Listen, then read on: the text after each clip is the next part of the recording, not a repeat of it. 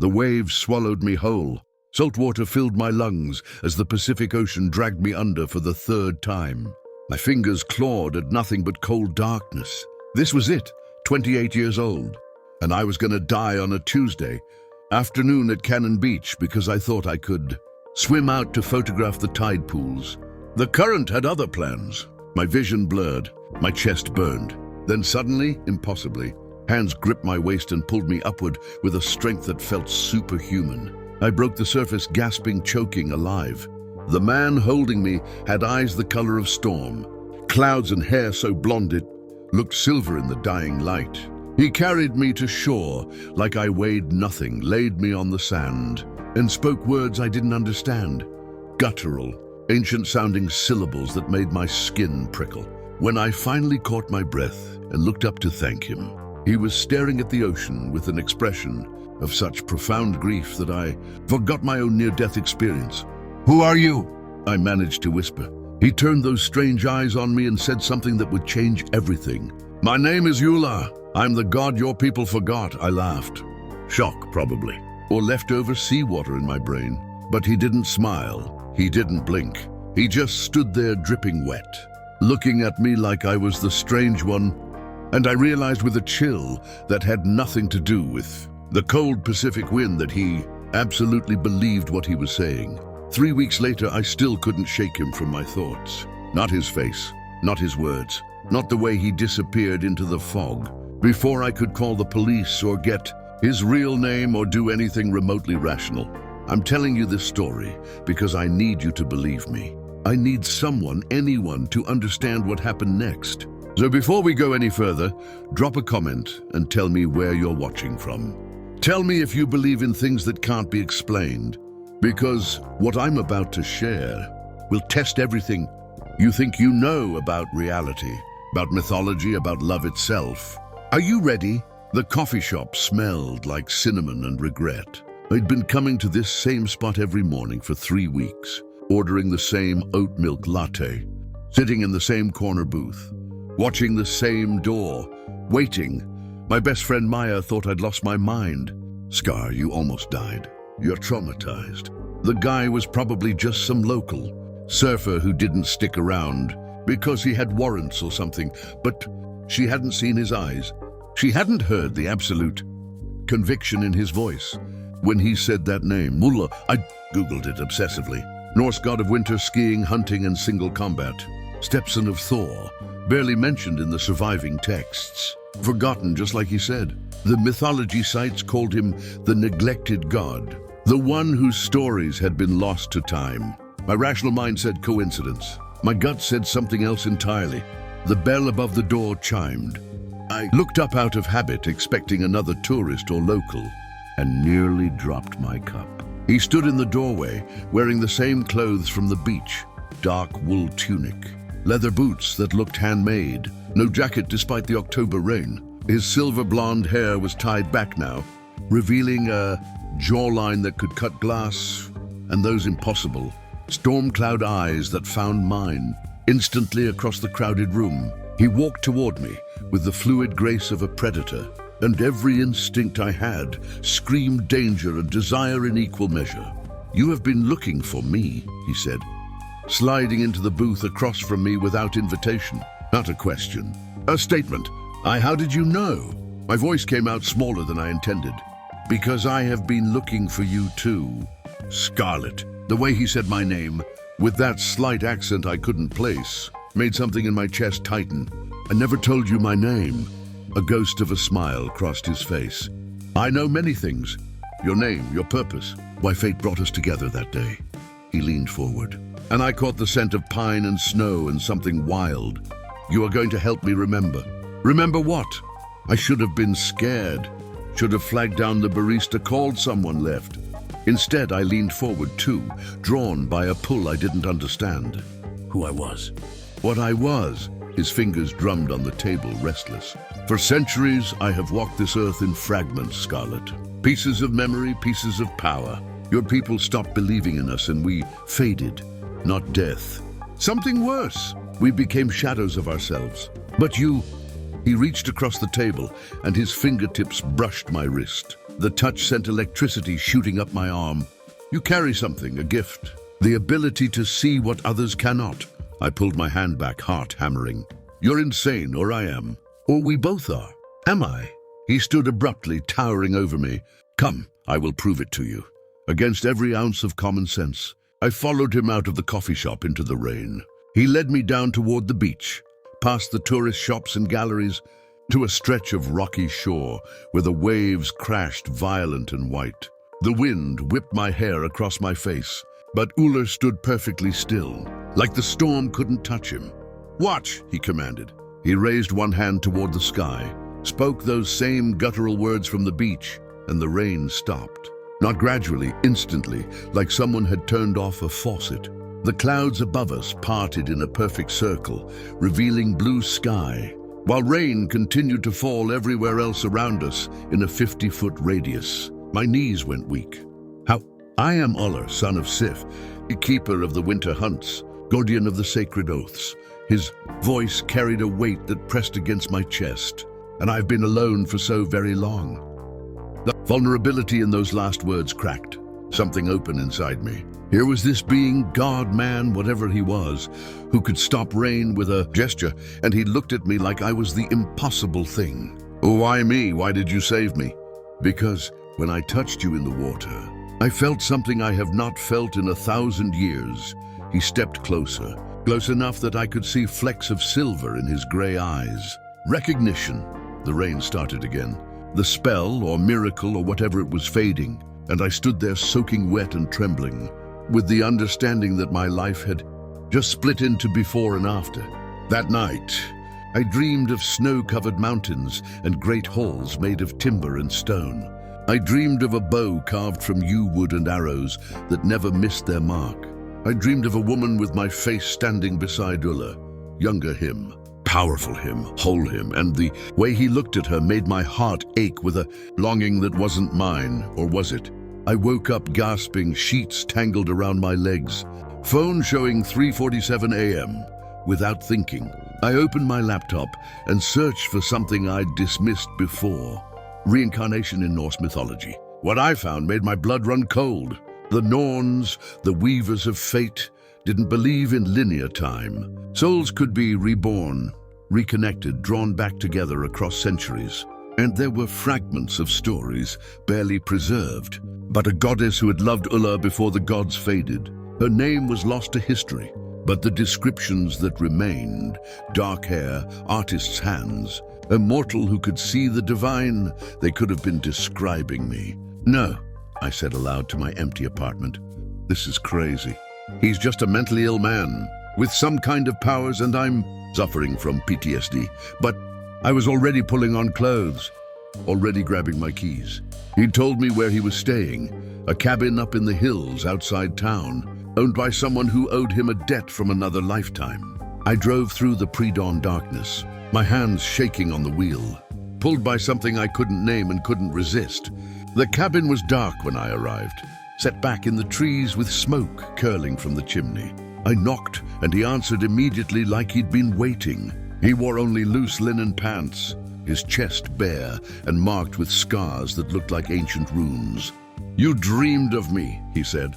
Not a question. How do you know? But even as I asked, I understood. Because I dreamed of you too, of us, of before. He stepped aside and I walked into the cabin without hesitation, crossing a threshold that felt cosmic. The interior was sparse, a bed, a fireplace, weapons mounted on the walls that looked like they belonged in museums. Uller moved to the fire, staring into the flames. Her name was Saga. She was a keeper of stories, a völva who could see the threads of fate. When the gods began to fade, she tried to anchor me here, to keep me whole through the power of memory and love. His voice broke on that last word. She died believing she had failed. And you think I'm her? Reborn? The word felt ridiculous saying out loud, but everything about this situation had left rational behind miles ago. Uller turned to face me, and the raw need in his expression made my breath catch. I know you are. The moment I pulled you from the water, I felt the same thread I felt with her. The same soul-deep recognition. You carry her essence, her gift. That is why you survived the drowning. That is why you can see me as I truly am when others see only a strange man. He crossed to me in 3 strides, stopping just inches away. And that is why you came here tonight instead of running as far from me as possible. He wasn't wrong. Despite the impossibility, despite the insanity, standing in this cabin with this being felt more right than anything in my carefully planned life ever had. What do you want from me? Help me remember. Help me become whole again. His hand lifted to my face, hovering just shy of touching.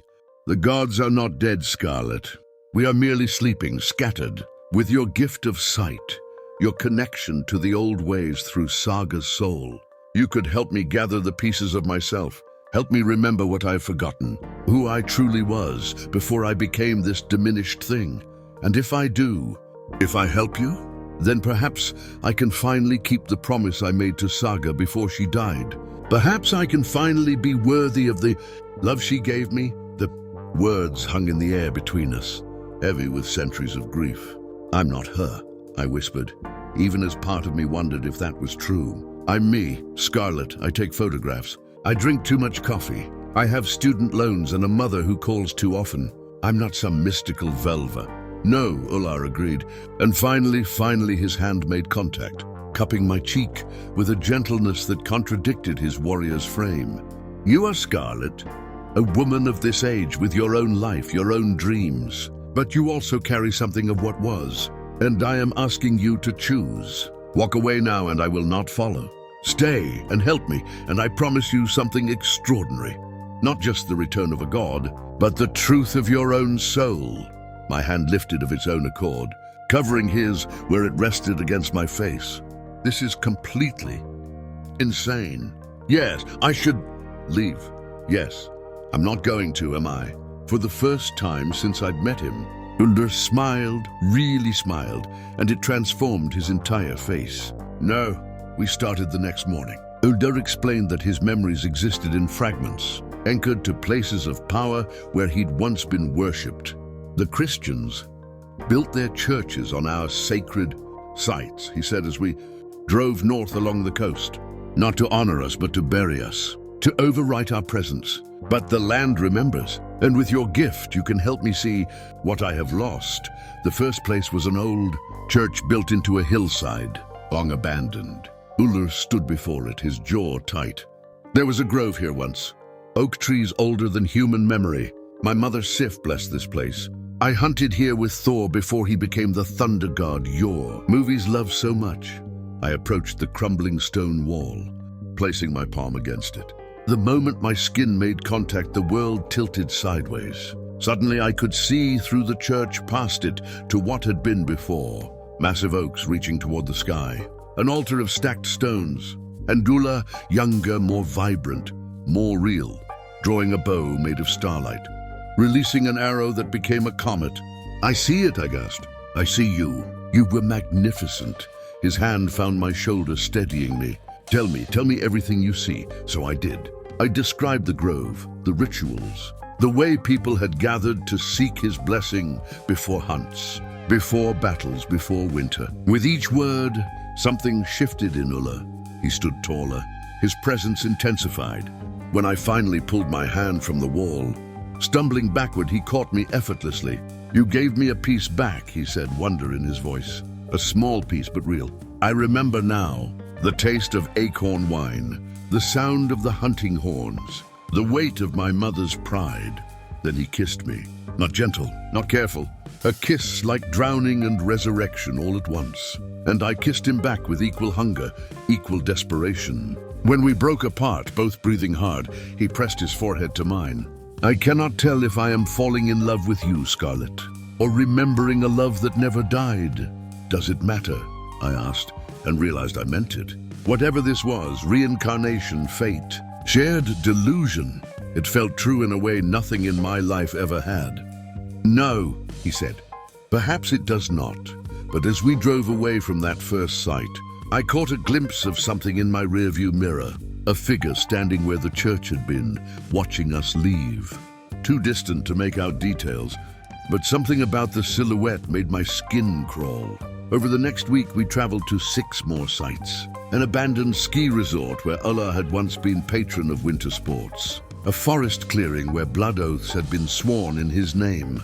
A cliff overlooking the ocean where Vikings had prayed before voyages. Each place, I touched stone or earth or water and channeled the past into the present. Each place, Ulla grew stronger, more himself, more divine. And each place, I felt myself changing too. The dreams intensified. I started understanding the old language when he spoke it. My photographs, I was still trying to maintain some normalcy, began. Capturing things that shouldn't be visible. Shadows with form, light that moved with intention. Maya called it my weird phase and begged me to see a therapist.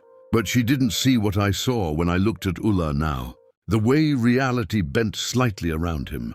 The way birds went silent when he passed. The way winter frost followed his footsteps, even though it was November in Oregon. "You are transforming," he told me one night as we sat by the fire in his cabin. I'd been staying there more often than my own apartment. Not into Saga, into something new. The merge of who you were and who you are. Is that possible? Is that how this works? I do not know. He stared at his hands, flexing fingers that occasionally sparked with pale blue light now. The gods never had a guide for our own dissolution and return. We are making this path as we walk it. I moved closer, resting my head on his shoulder. Are you scared? Terrified, he admitted. With each piece you return to me, I remember more of what I lost. The weight of immortality, the burden of worship, the loneliness of watching everyone you love crumble to dust while you remain, his arm wrapped around me. But I also remember joy, purpose, connection to something greater than myself. And I have you, which neither version of me, past or present, dared hope for. I tilted my face up to kiss him, and he responded with an intensity that still took my breath away. Our lovemaking had become something beyond physical. Each touch seemed to weave our energies together, his divine essence mixing with my mortal mortality until I couldn't tell where I ended and he began. Afterward, as we lay tangled together, he said quietly, "There is one more place, the most important one, the place where I lost myself completely." Where? Ah, Mount Hood. There was a temple at the summit, the last place that remembered my name. When it fell, so did I. His voice went hollow. That is where you must take me to complete this. But Scarlet, I must warn you, the window exploded inward. Glass and wood flew everywhere as a figure crashed through. Impossibly fast, impossibly strong. Ulla shoved me behind him, power crackling around his hands as he faced the intruder. The man, thing that stood in the wreckage, had eyes, like molten gold and a smile full of knives. "Hello, Uncle," it said. The creature's voice carried harmonics that hurt to hear, like metal scraping against metal beneath the words. Ulla pushed me further back, his body a shield between us. Fenris, the name came out as a growl. The wolf himself. I should have known you would sense my return. Return? The being laughed, and the sound made the cabin's remaining windows rattle. You call this scattered remnant a return? You are a shadow, Ulla, a ghost playing at godhood. It cocked its head, golden eyes fixing on me with predatory interest. And you have a pet mortal helping you. How desperate you must be. Leave now. Ice formed on Ulla's fingertips, spreading across the floor toward Fenris. Or remember why even your father feared me in single combat. Father is gone. They are all gone. Fenris stepped over the ice like it was nothing. Odin sleeps in the deep places. Thor scattered himself into thunder and lightning, too diffuse to ever reform. Loki dances in the chaos of your internet and your wars and your endless, delicious suffering. The age of gods has ended. Uncle, only the monsters remain. He moved faster than should be possible. Suddenly in front of me, his hand around my throat before ruler. Could react, lifting me off the ground like I weighed nothing. Let her go.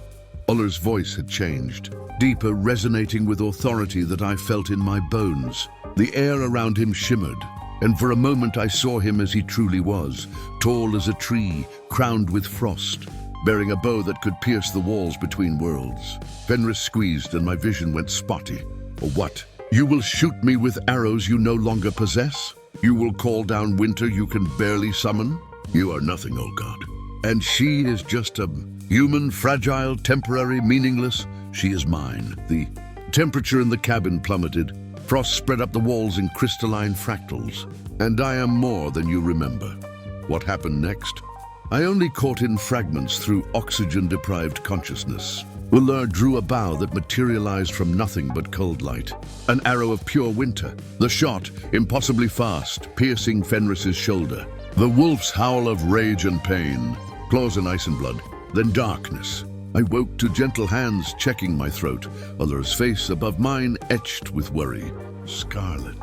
Can you breathe? Speak to me. I managed a nod, a croak of you. You saved me. Barely. He helped me sit up. The cabin looked like a bomb had gone off. Furniture destroyed, walls clawed, ceiling partially collapsed. But no body. Where? Gone. I wounded him but could not kill him. Not yet. I'm still too weak. Ulla's hands were shaking.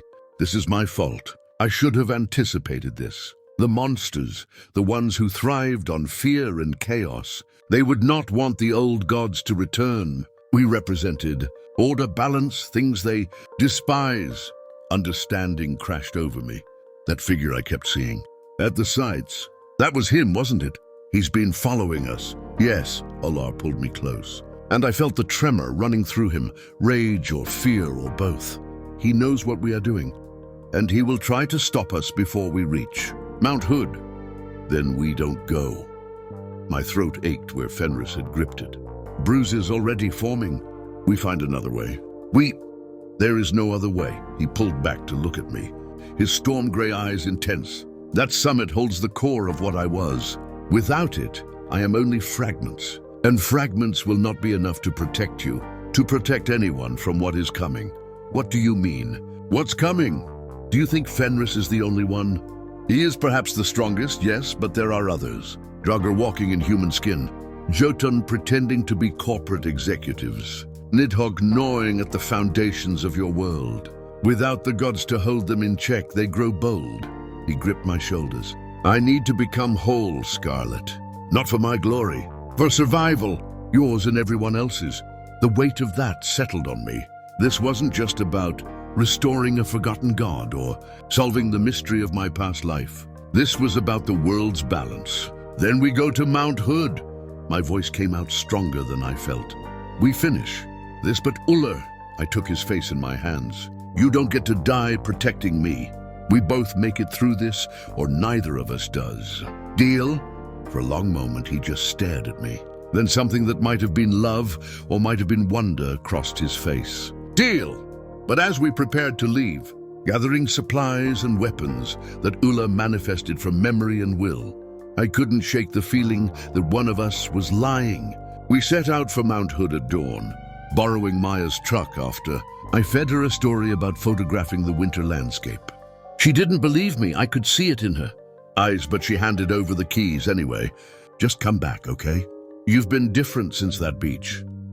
Distant, and that guy you've been seeing, Ulla, whatever his name is, he's intense, Scar, like dangerously intense. Just be careful.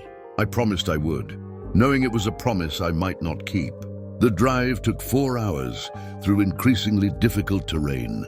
The roads to the upper elevations were officially closed for winter, but Ulla simply touched the barriers and they opened. Ice melting, paths clearing. His power was growing with each passing day, but so was the sense of impending confrontation. Tell me about Saga, I said as we climbed. The real her, not just the dreams. Ulla was quiet for so long I thought he wouldn't answer. Then she was laughter in dark times, when the gods began to fade, when worship dried up and we felt ourselves becoming less. She alone seemed unafraid. She told stories that kept us vivid in memory. She loved fiercely and fought the Norns, themselves to try to change our fate. His hands tightened on the wheel. On the day she died, she made me promise something. Promise that when I finally faded completely, I would not fight it, that I would let go and find peace, rather than cling to existence as a diminished thing. But you didn't let go. No, I could not, because her last words were not let go but find me again. And I have spent 1,000 years in twilight, waiting for a sign that she kept her promise to return. He glanced at me. Then you drowned and I knew. Tears pricked my eyes. Whether they were mine or Saga's, I couldn't say. I'm here now. We're here. Let's finish what she started. The summit parking lot was empty, buried under 6 feet of snow. We left the truck and began the climb on foot. Ullr breaking trail with supernatural ease, while I followed in his wake. The wind howled around us, but wherever Ullr stepped, the storm seemed to part, creating a bubble of relative calm. We were halfway to the old temple site when the attack came. Not Fenris this time, but creatures made of shadow and spite. Draugr. Ullr called them the dishonored dead. They rose from the snow itself, a dozen of them, with eyes like dying embers and fingers like knives. Stay behind me! Ullr drew his bow, fully manifest now, gleaming with winter light. Each arrow he released found its mark, and Draugr dissolved into black mist. But for every one that fell, 2 more seemed to rise. I pressed my back against his, remembering the self-defense classes I'd taken years ago, knowing they'd be useless against these things.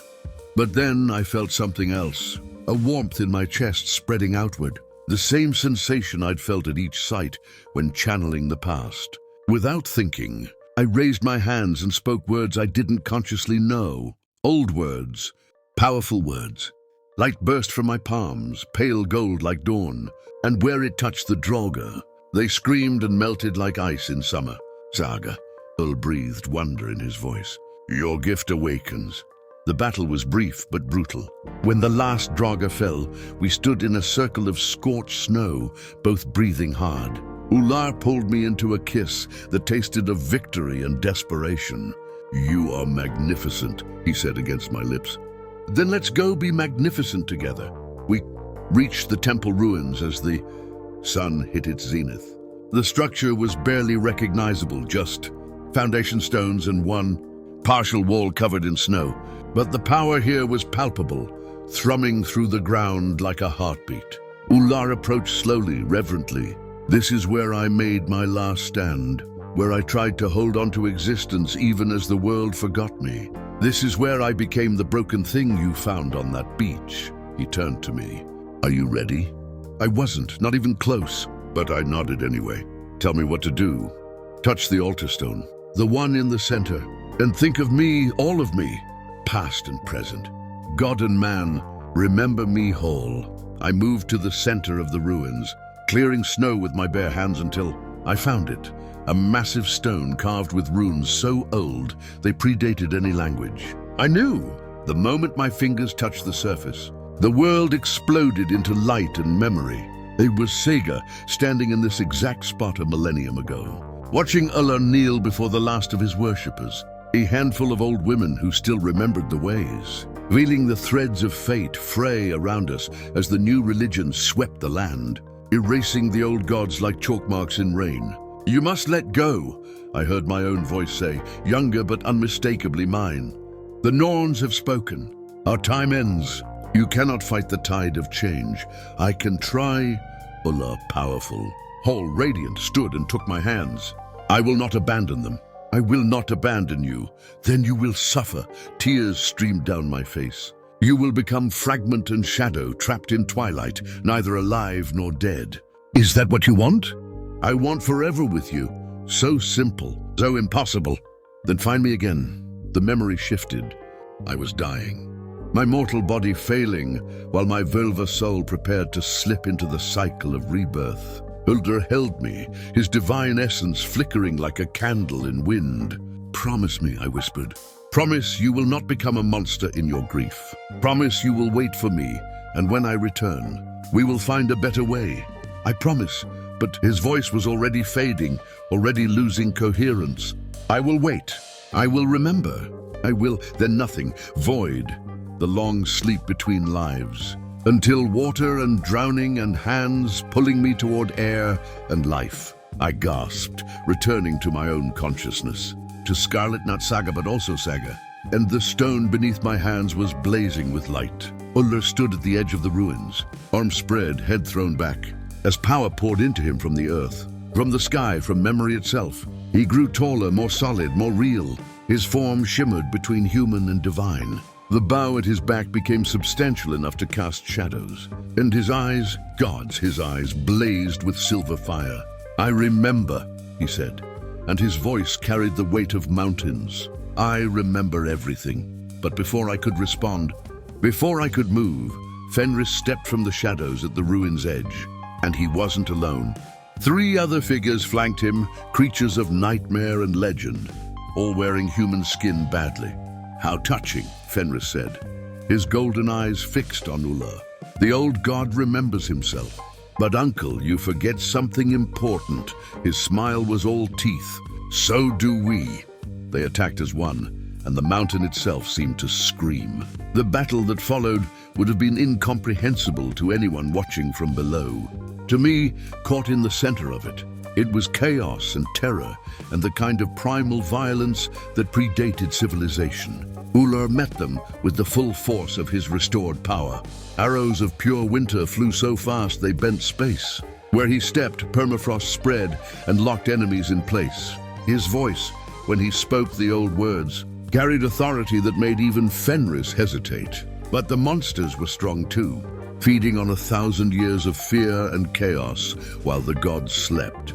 Fenris moved like liquid shadow, claws raking deep gouges in Ullr's side that glowed with poison. A Jotun swung a fist the size of a boulder, connecting with Ullr's chest and sending him crashing into the temple wall.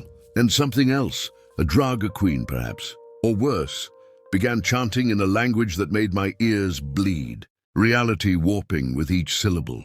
I tried to help, throwing that golden light from my hands, but I was still learning, still weak. One of the creatures backhanded me almost casually, and I flew, hitting stone hard enough to crack ribs. "Scarlet!" Ullr's roar shook the mountain. For a moment his attention split, and that was all Fenris needed. The wolf lunged, jaws unhinging impossibly wide, and clamped down on Ullr's shoulder. Divine blood, silver and glowing, spilled onto the snow. "No!" I forced myself up, ignoring the grinding pain in my chest. Without thinking, I ran toward the altar stone, pressing both hands to its surface. If it had shown me the past before, maybe it could give me more. Maybe I could channel something stronger. "Saga," I whispered. "If you're still in here, if any part of you remembers, help him. Help us, show me how to fight." The stone pulsed beneath my palms, and suddenly I knew, not just remembered, but understood with absolute clarity what Saga had been. Not just a Völva, not just a keeper of stories. She had been the thread between worlds, the bridge that connected God and mortal, divine and mundane. She had been the reason the gods could maintain physical form at all in the waning days of belief. And that power, that gift lived in me now. I pulled, not from the stone, but from the ley lines of the earth itself, from the bones of the mountain, from the aurora borealis dancing invisibly overhead. Power flooded into me, more than my mortal form should hold, and I became a conduit, a living connection between Ullr and the source of all divine essence. Ullr, I screamed his name and threw everything I had toward him. The silver thread of energy that connected us blazed like lightning. He gasped, rearing back, and the wounds on his body sealed. His form solidified, growing brighter, stronger. The bow in his hands transformed into something I had no words for, a weapon carved from frozen starlight, strung with threads of fate itself. When he drew and released, the arrow split into dozens, each finding a target. The Draga queen shrieked and dissolved. The Jotun froze solid and shattered. One of Fenris's companions, a thing with too many limbs, was pinned to a tree made of ice. But Fenris himself dodged impossibly fast and charged at me instead of Ullr. "If I cannot kill the god, I will kill his anchor." Those golden eyes filled my vision. Claws reached for my throat. Time seemed to slow. I saw Ullr running, but too far, too slow. I saw my own death reflected in Fenris's eyes. Then I saw something else. In that frozen moment, with the wolf's claws inches from my face, I saw the threads. The Norse threads, the ones Saga had learned to read. And I saw that Fenris was bound by them too. Every creature, mortal or monster, was caught in the web of fate. Even the wolf, especially the wolf, Without understanding how, I reached out and grabbed his thread, yanked it, twisted it, rewove it just slightly. Fenris stumbled. His charge faltered. His claw missed my throat by inches, scoring across my shoulder instead. And Ulla was there. The arrow took Fenris through the heart. Not silver divine blood, but black ichor poured from the wound. The wolf form flickered, revealing something worse beneath, a sea thing of shadow and hunger and ancient hate. "This is not over," Fenris gurgled. "We are legion. We are everywhere. You have won a battle, not the war." Then he dissolved into black mist that the wind scattered across the mountain. The sudden silence was deafening. Ulla stood over where Fenris had been, bow still drawn, breathing hard. Then he dropped the weapon and was beside me, hands checking my wounds with desperate gentleness. "You are hurt. You pushed too much power through a mortal frame. God, Scarlet, you could have died." "But I didn't," I managed a weak laugh that turned into a cough. "We didn't. We won. You won." He pressed his forehead to mine. "What you did, pulling from the ley lines, becoming the bridge. Saga could do that, but it took her years to learn. You did it in moments, in the heat of battle. You are not her reborn. You are something new, something perhaps more powerful." I wanted to argue, but exhaustion pulled at me like an undertow. My shoulder burned where Fenris had clawed me, and my ribs screamed with each breath. The power I'd channeled had left me hollowed out, a shell barely holding consciousness. "Need to get down the mountain," I mumbled. "Before I pass. Out. You are not going anywhere." Allah lifted me as easily as he had that first day on the beach, cradling me against his chest. "Rest. I will handle everything. Else." The last thing I saw before darkness took me was the sky above, impossibly blue, perfectly clear, and a single raven circling overhead, watching us with one bright eye.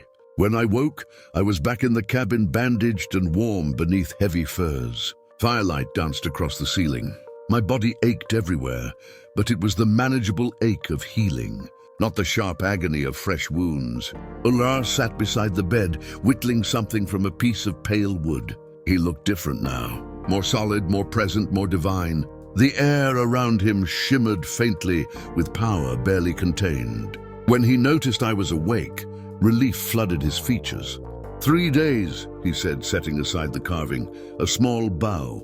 I realized, perfectly detailed, you have been unconscious for 3 days. Your body needed time to recover from channeling that much divine energy. 3 days? I tried to sit up and immediately regretted it. Everything protested. Maya must be freaking out. "My phone, your friend knows you are safe." I spoke with her. His expression turned wry. She threatened to call the police, then threatened me with something called pepper spray, and finally accepted that you needed rest. She is formidable, despite everything. I laughed, which hurt but felt good. "That's Maya." Ulla helped me sit up properly, propping pillows behind me with surprising gentleness. For someone who could stop rain and shoot arrows through monsters. "Scarlet, we need to talk about what happens now." The seriousness in his tone made my chest tighten. "That sounds like breakup talk." "No, never that." He took my hand, his thumb tracing circles on my palm. But Fenris was right about one thing. This is not over. There are others like him, and now that I am restored, they will come for me. For us. Being near me puts you in constant danger. "So you're saying I should leave?" The words tasted bitter. "I am saying you deserve a choice. The choice Saga never got." He lifted my hand to his lips, pressing a kiss to my knuckles. "You could walk away. Return to your life. I would ensure your safety. Place protections on you that even the strongest Jotun could not break through. You could photograph your tide pools, drink your coffee, live normally. Or you could stay. Help me find the others, the gods who are still sleeping. Wake them, rebuild what was lost. But that path is dangerous. It is war, Scarlet, against creatures who have had a millennium to grow strong and who will not surrender their dominion easily." He met my eyes, his expression open and vulnerable in a way that made my heart ache. "I will not lie and say I do not want you to stay. You are the bridge between worlds. With you, I could wake Baldur from his death sleep, find where Thor scattered himself, Perhaps even free Odin from whatever prison he has made of his own mind. Together, we could restore balance. But I love you too much to ask that sacrifice. Without giving you the option to refuse love, he'd said it so simply, so matter-of-factly, like it was as fundamental as breathing. And the terrifying thing was that I felt it too. Loved him, or loved what we were together, or loved the person I was becoming, maybe all three at once. If I leave, I said slowly, the monsters win. They keep control. People keep suffering without ever knowing why the world feels darker, colder, more chaotic. Yes, and if I stay, I'm signing up for a war that could last years. That could get me killed. That will definitely mean never having a normal life. Again. Yes, I looked at him, this impossible being who had saved me from drowning, who had shown me magic was real, who had fought a wolf god to protect me, who looked at me like I was the divine one. Ulla, I need you to promise me something. Anything. Promise me this is real, that what we have isn't just you loving Saga's ghost, or me caught up in some reincarnation destiny. Promise me that you see me, scarlet, flawed, mortal, sometimes annoying me. He cupped my face in both hands, his gray eyes boring into mine with an intensity that stole my breath. I see you, every stubborn, brave, brilliant piece of you. Yes, you carry echoes of Saga, but Saga never challenged me the way you do, never made me laugh, never looked at me like I was simultaneously the most exasperating and most essential thing in her life. His smile was soft. You are not her shadow. She was perhaps your prologue, but you, Scarlet, are the story I want to keep reading until the end of time itself. Damn him for being poetic. Damn me for being completely undone by it. Then I guess we're waking some gods. His kiss was answer and celebration and promise all at once. When we finally broke apart, he rested his forehead against mine. Thank you for choosing this, for choosing me. Don't thank me yet, I said, trying to ignore how my heart was racing. I have conditions. Name them. 1. You teach me to fight properly. If I'm going into battle, I'm not being the helpless mortal who needs constant rescuing. 2. We find a way to keep Maya safe. She's my family and I won't let her become collateral damage. 3. When this is over, when we've woken whoever we're waking and beaten back the monsters, we get a vacation, somewhere warm, with beaches that don't try to drown me. Ulla's laugh was full and genuine, the sound filling the cabin with warmth. Done, done, and done. Though I should warn you, I am a terrible teacher. I have never needed to learn patience before. Then you'll learn now. Consider it character building. I winced as I shifted position. But maybe we start training after. I can move without feeling like I've been hit by a truck. Rest first, he agreed. Then we begin. But Scarlet, there is something else you should know. The shift in his tone made me tense. What? That raven? The one that watched us on the mountain. I saw it again yesterday, circling the cabin. His jaw tightened. Ravens belong to Odin. Either he is more aware than I thought, or someone is watching on his behalf. Ice ran down my spine despite the warm fire. Is that good or bad? I do not know. Odin was always playing games within games. He could be an ally, or he could see us as pieces to sacrifice for some greater strategy we cannot fathom. Ulla moved to the window, staring out into the darkness. Either way, we are on someone's radar now. The quiet days are over. 3 weeks later, I stood in Maya's kitchen trying to explain the unexplainable. She listened to the whole story, drowning gods, monsters, battles on mountaintops, with her arms crossed and her expression cycling between skeptical, concerned, and angry. When I finished, silence stretched between us like a chasm. Scar, she finally said, her voice carefully controlled. I love you. You're my best friend, which is why I'm saying this with total honesty. You sound completely insane. I know how it sounds. Do you? Because it sounds like you nearly died. Met some guy who's either delusional or dangerous or both. And now you're having some kind of extended break from reality. She grabbed my hands. Please, come stay with me. We'll get you to see someone. A therapist, a doctor, someone who can help. I'd anticipated this, had prepared for it, but hearing the fear in her voice still hurt. I can't do that, Maya, because it's not a break from reality. It's reality being bigger and stranger than we thought. Prove it, she released my hands and stepped back. If this is real, prove it. Show me something that can't be explained away. I looked toward the doorway where Ulla waited, giving us space. He nodded slightly. Permission. I took a breath and reached for that place inside me where Saga's power lived alongside my own. Reached for the threads of the world. And I wove. The kitchen filled with light, soft, golden, warm. Not from any source, but from the air itself. Pictures on Maya's fridge began to float, suspended in gentle spirals. The plant in the corner, half dead from neglect, suddenly burst into full bloom. And in the center of it all, I pulled an image from memory and made it visible. Ulla as he truly was, crowned. In frost and starlight, bow drawn and magnificent. Maya's coffee cup slipped from her nerveless fingers, shattering on the tile. Holy shit, she whispered. Holy shit, it's real. It's all real. I let the power fade, exhaustion pulling at me. Creating illusions took less energy than channeling raw divine power, but it still left me shaky. I'm sorry I couldn't tell you sooner. I'm sorry you got dragged into this, but I need you to understand. I'm not crazy and I'm not in danger. Well, I am in danger, but it's calculated danger. And I'm choosing it. Maya stared at the blooming plant, then at me, then at Ulla, who had stepped into the kitchen. You're really a god? Like capital G God. Yes and no, Ulla said.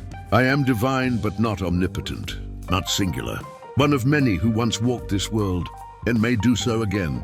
And you love her. It wasn't a question. With everything I am. And the monsters. The danger, that's all real too? Yes? He didn't soften it, didn't try to make it sound better. I will not lie to you, Maya. The path ahead is dangerous. But I will protect Scarlet with my life.